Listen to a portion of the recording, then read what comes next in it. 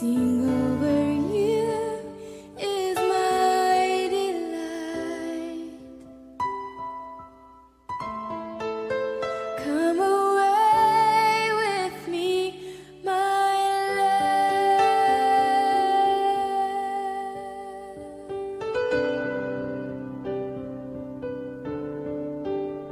Under my mercy, come and wait till we are standing face to face. I see no stain on you, my child. You're beautiful to me. Eleição e predestinação. João Calvino, 1509-1564.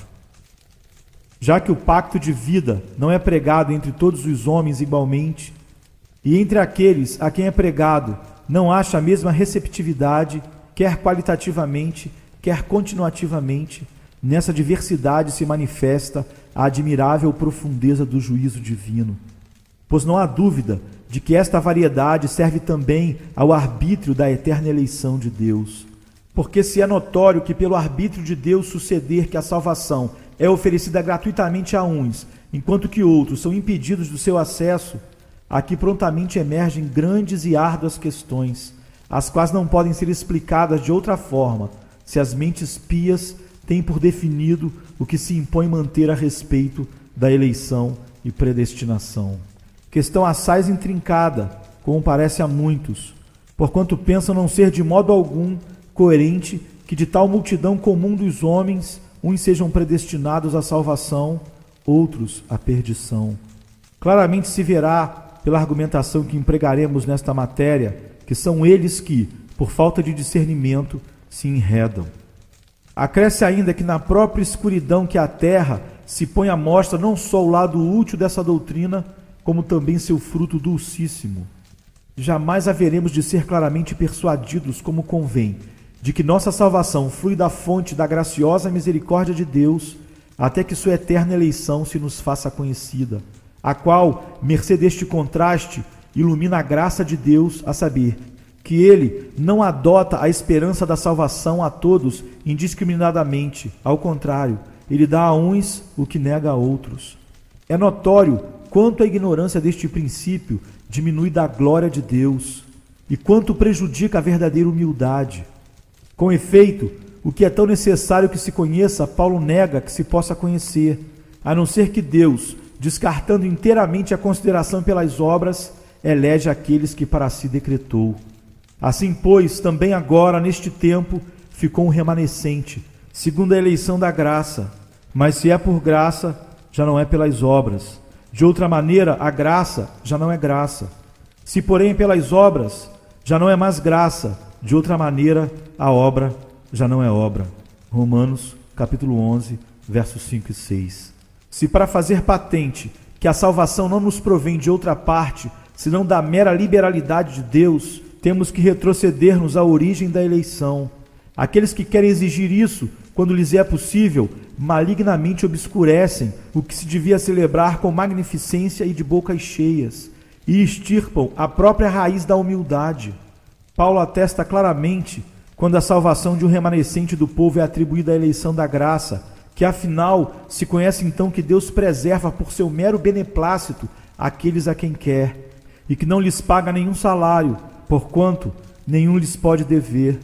Aqueles que fecham as portas, para que alguém não ouse dar-se ao gosto desta doutrina, fazem aos homens não menor agravo que a Deus. Porquanto nenhuma coisa fora desta será suficiente para que nos humilhemos como devemos, nem tampouco sentiremos deveras quão obrigados estamos para com Deus.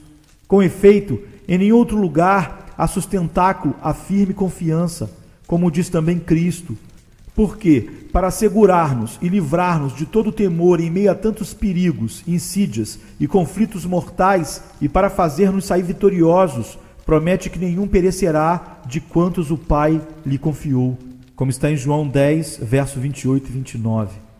Disto concluímos que todos aqueles que não se reconhecem parte do povo de Deus são miseráveis, pois sempre estão num contínuo temor, e por isso todos aqueles que fecham seus olhos e não querem ver nem ouvir estes 3 frutos que apontamos e se propõem a derrubar este fundamento, pensam de forma totalmente equivocada e fazem grande dano a si e a todos os fiéis. E ainda mais, afirmo que daqui nasce a igreja, a qual de outra sorte, como corretamente ensina Bernardo, não poderia ser achada, nem ser conhecida entre as criaturas, visto que, de modo algum admirável, jaz escondida no recesso da bem-aventurada predestinação e entre a massa miserável dos homens.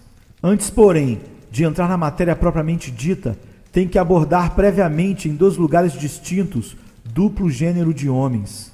A discussão acerca da predestinação, quando já por si mesma é matéria um tanto enredilhada, a curiosidade dos homens a torna assaz confusa e inclusive perigosa, visto que o entendimento humano não se pode refrear nem deter-se, por mais limites e termos que se lhes assinale, para não extraviar-se por caminhos proibidos e elevar-se com empenho. Se fosse possível, de não deixar segredo de Deus sem resolver e esquadrinhar. Quando vemos a muitos, a cada passo, arrojar-se a esta audácia e improbidade, e entre esses, alguns de outro modo não maus, importa que sejam, em tempo oportuno, advertidos, sobre qual lhes é nesta parte a medida do seu dever. Portanto, primeiro que se lembrem de que, enquanto investigam a predestinação, tentam penetrar nos íntimos recessos da divina sabedoria, na qual, se alguém segura e confiantemente irrompe, tampouco conseguirá saciar-se com que sua curiosidade, e estará a adentrar um labirinto do qual não achará nenhuma saída. Pois não é justo que impunemente procure o homem devassar as coisas que o Senhor quis que fossem escondidas em si próprio e esquadrinhe desde a própria eternidade a sublimidade da sabedoria que ele quis que seja adorada e não que seja aprendida, para que também por meio dela ele viesse a ser admirado. Os desígnios secretos de sua vontade, que determinou que devessem ser-nos desvendados, esses não-los revelou em sua palavra, mas determinou que é bom comunicar-nos tudo aquilo que via ser-nos necessário e proveitoso. Assim, pois, também agora neste tempo ficou um remanescente, segundo a eleição da graça. Mas se é por graça, já não é pelas obras. De outra maneira, a graça já não é graça. Se, porém, é pelas obras, já não é mais graça. De outra maneira, a obra já não é obra. Romanos 11, versos 5 e 6. João Calvino, 1509, 1564. You're my beloved, you're my bride, to sing